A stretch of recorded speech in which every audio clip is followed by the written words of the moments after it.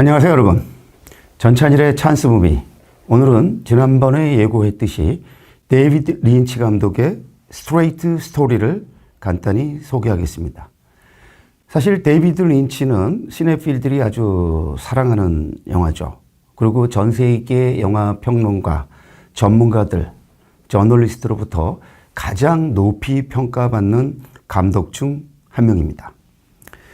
이 감독은 사실은 독창적이다 못해 기이하기까지 한, 우리가 이제 기이하다 그러면 익센트리라는 용어를 쓰는데 유니크, 독특하고 아주 기이함에서는 타의 추종을 불허하는 그런 감독입니다. 그래서 우리가 컬트라는 용어를 가끔씩 쓰는데요. 전 세계에서 가장 많은 컬트 팬들을 거느리고 있는, 컬트 팬은 뭐냐면 대중적인 지지를 받지는 않지만 극렬 소수 그런 팬들에게 열렬한 숭배를 받고 사랑을 받는 그런 경우를 가리키는데 그 대표적인 감독이 데이비드 린치일 겁니다. 여러분, 데이비드 린치 하면은 장편 데뷔작인 이레이저 헤드부터 1977년작이죠. 그 2001년 칸 영화제 감독상 수상에 빛나는 멀홀랜드 드라이브까지. 사실 시네필이라면 이 영화들 소홀히 할 수 없죠. 1980년에는 엘리펀트 먼으로, 그리고 또 1980년대 중후반에는 그 블루벨벳으로, 그리고 1990년이죠. 칸 영화제 황금 종려상을 받는 광란의 사랑, Wild at Heart. 니콜라스 케이지, 로라 던의 연기가 빛났었는데요.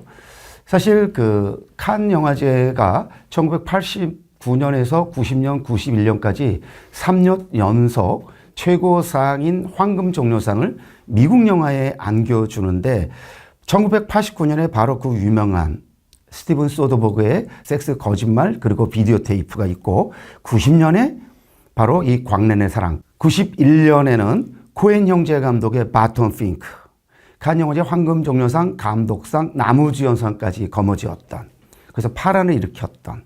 사실 칸 영화제는 황금 종려상을 줄 경우는 아주 예외적인 경우가 아닌 경우는 감독상을 주지 않는데 바톤 핑크와 더불어 거스 반 산트가 그 엘리펀트로 황금 종려상과 감독상을 가져갔는데 바톤 핑크는 존 터트로에게 나무주연상까지 안겼었죠. 어쨌든 이 3년 연속 칸 황금종려상을 미국 영화가 가져가면서 90년대에는 그야말로 미국 영화의 좀 화려한 그러한 어떤 전성기적인 면모를 과시했던 해입니다. 그리고 94년에 바로 그 유명한 쿠엔틴 타란티노의 펄프 픽션이 또 칸 황금종려상을 거머쥐죠. 90년대에 트윈픽스, 그리고 또 2000년대 들어서도 트윈픽스 시즌 3를 연출하기도 했고 2014년에는 트윈픽스 더 미싱 피시즈에서 극장판도 선보이면서 다시 잠깐 그 데이비드 린치가 그 세계 영화계의 화제를 불러일으켰는데 멀홀랜드 드라이브로는 상대적으로 이렇게 회자되고 있지는 않습니다. 그 이유는 뭐냐면은 적당한 그 소재의 이야기를 찾아내지 못하고 있기 때문이라고 하더라고요. 그 데이비드 린치 감독은요, 스스로를 이상하다라고 평하는 그런 감독입니다. 이때 이상하다, 에브노멀을 옮긴 걸 텐데요.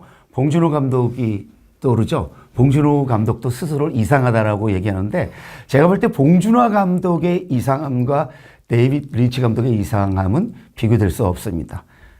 그야말로 이상함의 끝판왕이 데이비드 린치 감독입니다. 사실 지금도요, 뭐 블루벨벳이나 트윈픽스나 멀홀랜드 드라이브, 또 뭐 인랜드 엠파이어라든지 이 감독이 만든 거의 모든 영화들, 로스트 하이웨이도 그렇고요. 보면요, 정말 영화를 수십 년, 50년 넘게 본 저도 이 영화를 어떻게 해석해야 되나 고개를 설레설레 이렇게 적게 됩니다. 멀홀랜드 드라이브를 몇 개월 전에 매불쇼에 출연하면서 그때 같이 출연한 그 평론가들과 논했는데 그 영화는 정답이 없는 영화예요. 그 이유는 뭐냐면 그 데이비드 린치 감독은 그 이른바 잠재의식에서 벌어지는 이러한 사건들을 아무런 그런 극적 논리나 개연성 없이 그냥 펼치기 때문에 일반적인 영화 보는 논리로는 따라갈 수가 없기 때문입니다. 제 판단에는 데이비드 린치마저도 자기가 왜 이런 식으로 찍었는지 아마 제대로 설명하지 못할 겁니다. 그만큼 데이비드 린치 감독은 특이한 감독인데 영화 감독만이 아니라 예술가들은 아주 그 특이한 소재, 비통속적 소재를 또 비통속적으로 푸는 경우도 있고, 가령 아주 통속적인 거를 통속적으로 푸는 경우도 있고, 또 통속적인 거를 비통속적으로 푸는 경우 있고, 비통속적인 그 소재를 통속적으로 푸는 경우가 있는데, 이런 네 가지 변수에서 가장 비통속적이면서 가장 비통속적인 스타일로 푸는 감독 딱 한 명, 바로 데이비드 린치입니다. 여기서 이제 봉준호 감독과 박찬욱 감독이 우리나라에서는 딱 떠오를 텐데요.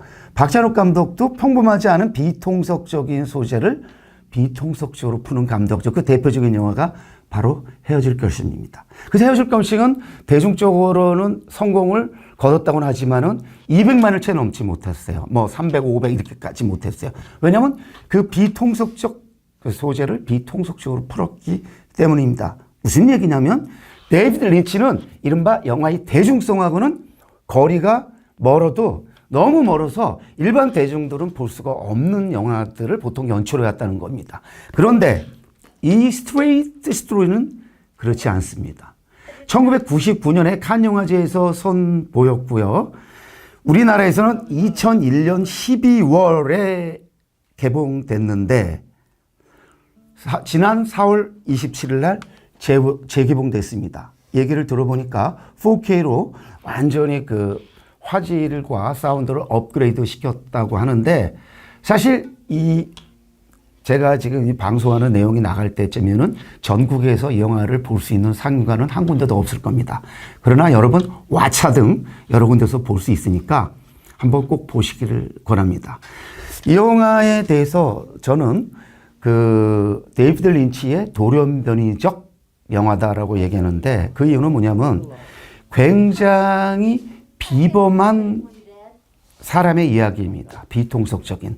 엘빈 스트레이트라고 1920년에 태어나서 1996년에 죽었는데, 이 70대의 노인이 어느 날 형이 이제 쓰러졌다는 전화를 받고 자기 몸도 이렇게 건강치 못한데 73세의 나이로, 우리나라에는 75세죠. 그 나이로 370마일, 약 우리 계산으로 한 600km 떨어진 그 형을 만나러 가는데 뭐를 타고 가시는 줄 아십니까? 자동차 아닙니다. 운전면허도 없습니다. 그리고 언어장애가 있는 딸하고 같이 사는데 이 딸도 운전을 못합니다. 그러면 포기되잖아요. 그럴 수 없죠? 그러니까 30년이 넘은 잔디깎기, 그리고 트랙터, 그 잘 것을 만든 트랙터를 끌고 600km를 6주간에 걸쳐서 여행을 합니다. 여행이 아니죠. 정확하게 말하면 여정이죠. 이 여정은 바로 삶의 축약이라고 할 수 있을 것입니다. 가는 도중에 이 엘빈은 그 집을 나온 10대 소녀를 만나고, 또 그 자전거, 사이클 무리들을 만나고, 또 어느 그 비탈길에서 이 잔디깎기 트랙터가 거의 브레이크가 잘 들리 없잖아요. 고장이 나서 사고에 직면하면서 어느 마을에서 또 며칠 묵기도 합니다. 그러면서 거기서 인생의 단면들을 보여주는 그런 적절한 그런 대화들을 나누는데 정말 감동이고 삶의 교훈을 맛볼 수가 있습니다. 그래서일까요? 이 소녀는 집을에서 돌아갑니다. 그 사이클 무리들 중에 한 청년이 물어봅니다. So, what's the worst part about being old, Alvin?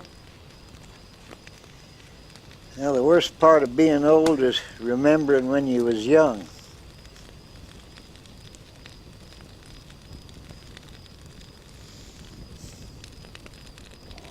그리고 그 사고를 모면한 마을에서 또래의 노인을 만나서는 50여 년 전에 2차 세계대전에서 겪었던 자기 인생의 트라우마를 서로 공유합니다. 거기서 이 노인의 비밀이 드러나는데 50여 년이 지났음에도 불구하고 그 트라우마로부터 자유롭지 못한 그 노인을 보면서 저는 세월호 사건을 떠올렸습니다.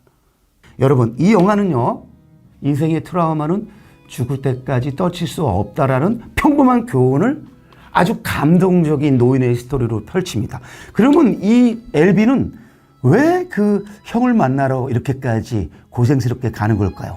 10여 년 전에 별거 아닌 이유로 형하고 다투었어요. 그래서 언제 어떻게 될지 모르니까 형과 화해하러 가는 겁니다. 형한테 가서 형, 나 미안해. 이 미안하다는 말을 하러 주변에 많은 사람이 도와줄 수 있음에도 자기 혼자서 6주간에 걸친 고독한 여정을 펼치는 겁니다. 저는 이게 인생이라고 생각했습니다. 저 2001년도 이 영화 개봉할 때 봤습니다. 그때는 40대였겠죠, 제가? 별 감흥 없이 봤습니다. 그로부터 20여 년의 세월이 흘러서 이 영화를 보는데요. 저 눈물 질질 짜면서 봤습니다. 그러면서 이 영화 보면서 이랬어요. 이렇게 신파가 아닌데도 이러한 눈물을 짜게 하는, 눈물을 흘리게 하는 이런 감동을 줄 수 있는 이 데이비드 린치 다시 봤습니다. 이 데이비드 린치 감독이 엘빈 스트레이트라는 아주 별난 이야기를 통해서 자기 감독으로서 자기의 어떤 삶을 말하고 싶었던 것 같아요. 그런데 이 영화는 만드는 방식은 굉장히 평범하게 갑니다. 음악도요, 일반 다른 대중영화와 비슷한 어떤 가슴을 촉촉히 적시는 그러한 음악을 연출합니다. 그래서 이 영화는 여러분 감동적으로 볼 수 있으니까 당장 이 영화를 못 보신 분들은 왓챠를 통해서 보시기를 권하고 싶습니다. 이제 이것으로요, 스트레이트 스토리는 마치고요. 다음 주와 그 다음 주 2주간에 걸쳐서는 칸 특집으로 펼치겠습니다. 칸 현지에서 소식을 전할 수 있으면 전하도록 하고요. 전하지 못한다면은 가기 전에 여러분들에게 올 칸 영화제를 포함해서 칸 영화제에 대한 얘기를 두루 좀 축약적으로 여러분들한테 들려드릴까 생각 중입니다. 자, 다음에 뵙겠습니다. 고맙습니다.